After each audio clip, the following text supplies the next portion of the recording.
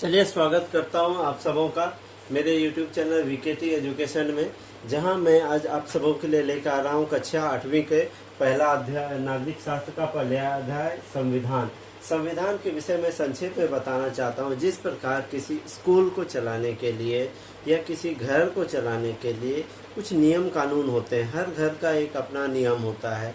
उसी प्रकार हम हर स्कूल का नियम होता है, 8 बजे आना है, 2 बजे जाना है, फिर स्कूल में क्या करना है, कितने बजे से कितने बजे तक पढ़ाई होगी, कितने बजे क्या काम होगा। उसी प्रकार क्या करना चाहिए, क्या नहीं करना चाहिए। उसी प्रकार देश को चलाने का भी एक नियम है। तो जो देश को चलाने का नियम है उसे एक पुस्तक में वर्णित किया गया, लिखा गया है, जिसको हम संविधान के नाम से जानते हैं। तो संविधान के पिता या संविधान का जनक डॉक्टर भीमराव अंबेडकर को कहा जाता है। भीमराव अंबेडकर यानी कि भीमराव अंबेडकर, इन्हें हम लोग बाबा साहेब के नाम से भी जानते हैं। तो हमारे भारत का जो संविधान है वह विश्व का सबसे बड़ा लिखित संविधान है। ठीक है। तो हम लोग ये जो संविधान बना बहुत सारे संघर्ष के बाद बना। हमारा भारत आज़ाद हुआ है 1947 में। उससे पहले बनना शुरू हुआ था, लेकिन आज़ादी के बाद ये 1949 में बनकर तैयार हुआ। 1950 में लागू हुआ। जो 26 जनवरी 1950 को ये लागू हुआ, उसी दिन से हम लोग गणतंत्र दिवस भी मनाते हैं। तो ये संविधान के विषय में संक्षिप्त जानकारी थी। अब मैं बात करूंगा इस किताब में जो जो दिया उसी के आधार पर बात करते हैं। तो सबसे पहले बात करते हैं संघवाद। संघवाद क्या है? इंग्लिश में इसको फेडरलिज्म बोलते हैं। तो संघवाद क्या है? जहाँ पर एक से ज़्यादा स्तर की सरकार होती है उसे ही संघवाद कहते हैं। तो एक से ज़्यादा स्तर की सरकार हमारे देश में कैसे है? केंद्र सरकार, राज्य सरकार और स्थानीय सरकार। तो हमारे इन्हीं सब का एग्जाम्पल लेते हुए चलते हैं। केंद्र सरकार, केंद्र सरकार में कौन कौन है? केंद्र सरकार में आपका राष्ट्रपति जो है पूरे देश का प्रधान हो गया, और केंद्र सरकार में प्रधानमंत्री हो गए, फिर उप प्रधानमंत्री हो गए। केंद्र सरकार की जितने भी मंत्री परिषद हैं वो केंद्र सरकार के हो गए। वित्त मंत्री वो भी केंद्र सरकार की है।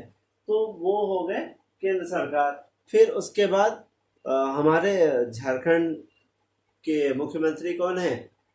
श्री हेमंत सोरेन। तो हेमंत सोरेन जी राज्य के मुखिया हो गए, यानी मुख्यमंत्री हो गए।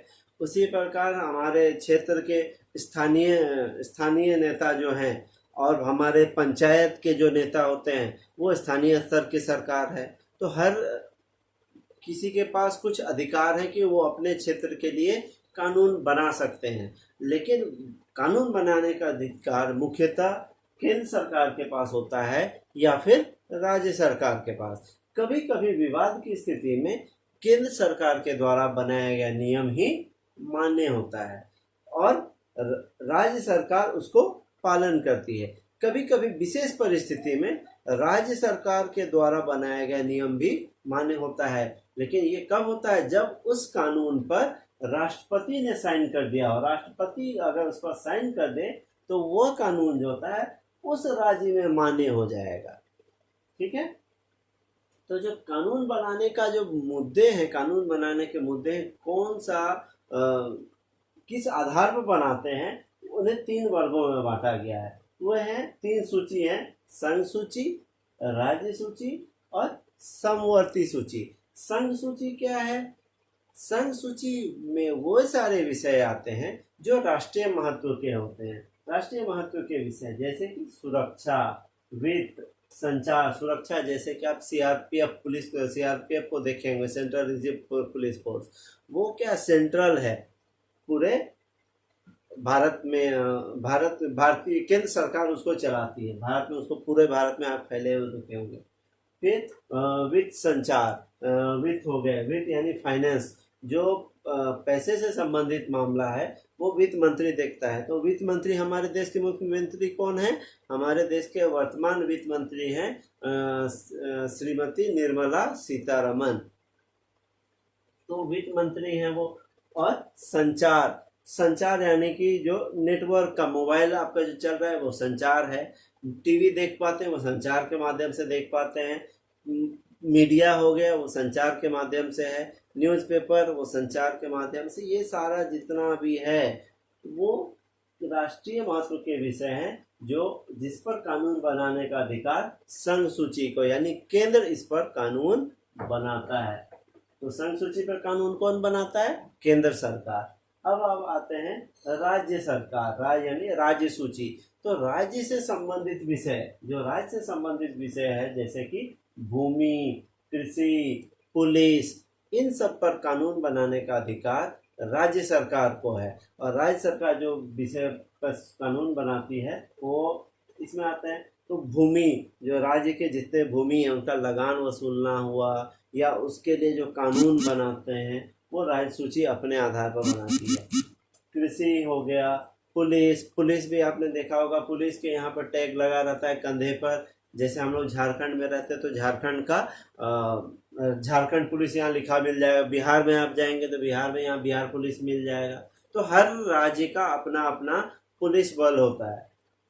तो ये राज्य स्तर का विषय हो गया। अब आप बात करते हैं समवर्ती सूची। समवर्ती सूची में क्या आएगा? जो दोनों से संबंधित है, राष्ट्र से भी और राज्य से भी, उस पर कानून बनाने का अधिकार समवर्ती सूची को होता है, जो दोनों के महत्व के विषय। जैसे कि शिक्षा, तो हमारी शिक्षा का जो पूरा खर्च होता है वो केंद्र सरकार और राज्य सरकार दोनों मिलकर वहन करती है। कुछ पैसा राज्य सरकार देता है और कुछ सरकार केंद्र सरकार देता है। स्वास्थ्य में भी वही है। स्वास्थ्य में भी कुछ केंद्र सरकार का हिस्सा है और कुछ राज्य सरकार का हिस्सा है। पर्यावरण भी वही है। तो इन सभी विषयों पर दोनों सरकार मिलकर, केंद्र सरकार और राज्य सरकार दोनों मिलकर कानून बनाती है और जिसका पालन हम सब करते हैं। तो ये 3 सूची है, संघ सूची, राज्य सूची और समवर्ती सूची। अब मैं बात करूंगा संसदीय शासन पद्धति। हमारे देश में संसदीय शासन व्यवस्था है, यहाँ पे दिया गया संसदीय शासन व्यवस्था, पार्लियामेंट्री सिस्टम। तो हमारे देश में जो पार्लियामेंट्री सिस्टम जो है उसको 3 वर्गों में बांटा गया है, कार्यपालिका, विधायिका और न्यायपालिका। तो विधायिका मैं इसके संक्षिप्त में बताना चाहूँगा क्योंकि इसके विषय में विस्तृत जानकारी अगले कक्षा में मिलेगा आपको। तो संक्षिप्त में विधायिका अर्थात जो विधेयक बनाता है, विधेयक अर्थात जो कानून बनाता है, तो वो होता है विधायिका। तो कानून कौन बनाता है? कानून हमेशा संसद भवन में बनता है, लोकसभा राज्यसभा में वो पास होता है, उसके बाद ही बनता है, तो वो विधायिका के अंतर्गत आएगा। तो संसद, विधानमंडल राज्य के स्तर पर होता है जिसमें विधान परिषद वगैरह होता है, तो वो विधायिका के अंतर्गत आएगा। कार्यपालिका वो जो नियम हमने बनाया, जो विधेयक बनता है तो उसको लागू जो करवाता है उसको कार्यपालिका के अंतर्गत रखा जाता है। इसमें भी 2 प्रकार के मेंबर हैं यानी सदस्य हैं, एक स्थायी सदस्य, एक अस्थायी सदस्य। तो स्थायी सदस्य जैसे कि प्रशासनिक अधिकारी होते हैं, तो अधिकारी लोग तो नौकरी से आते हैं और नौकरी जो होता है हर किसी को 60 साल या 62 साल करने का इजाज़त भारत सरकार ने दिया है, तो वो स्थायी हो गए। जैसे कि IAS अधिकारी हो गया, DCSP जो होते हैं वो, फिर उसके बाद राष्ट्रपति हुआ, प्रधानमंत्री हुए और मुख्यमंत्री, इन्हें 5 साल के लिए चुना जाता है, ये अस्थायी होते हैं। तो ये जो है ये कानून को, जो विधेयक होता है उसको बनने के बाद उसको लागू करवाते हैं, तो ये कार्यपालिका के अंतर्गत आएंगे। अब तीसरी जो है न्यायपालिका ये इन दोनों से अलग है। यहाँ पे अब मैं एक चीज बताना चाहूँगा, कार्यपालिका जो है विधायिका के प्रति उत्तरदायी होता है, यानी जो कानून बनता है, कानून लागू होता है, उस पर हमेशा तर्क होता है। देखे होंगे लोकसभा में वो बहस होते रहता है। तो जो कार्यपालिका है वो विधायिका के प्रति उत्तरदायी होता है, इसको जवाब देना होता है कि ये काम हुआ तो कितना हुआ, कैसे होगा, ये सारा जवाबदेही इसके प्रति होती है। तो विधायिका भी कार्यपालिका से जुड़ा हुआ है और कार्यपालिका भी विधायिका से जुड़ा हुआ है। लेकिन न्यायपालिका इन दोनों से स्वतंत्र है। स्वतंत्र इसीलिए है कि ताकि ये दोनों इन पर दबाव ना डाल पाए। न्यायपालिका स्वतंत्र है, किसी भी जब इन दोनों में विवाद होता है या कानून के रक्षा में कहीं भी खतरा नजर आता है तो वहाँ न्यायपालिका काम करता है, तो इसे कानून का रक्षक कहते हैं। तो न्यायपालिका स्वतंत्र रखा गया, क्यों? ताकि इन दोनों का दबाव इस पर ना पड़े। इसीलिए जब जब नियुक्ति होती है एक न्यायाधीश की, तो राष्ट्रपति तो न्यायाधीश नियुक्त करते हैं, सर्वोच्च न्यायालय उच्च न्यायालय के न्यायाधीश की नियुक्ति राष्ट्रपति करते हैं, लेकिन उसको हटा नहीं सकते हैं, वो स्वतंत्र हैं। तो इसके विषय में मैं अगले पार्ट में बताऊंगा। तो अगर आपको मेरा वीडियो पसंद आया हो तो इस वीडियो को लाइक करें, सब्सक्राइब करें। धन्यवाद।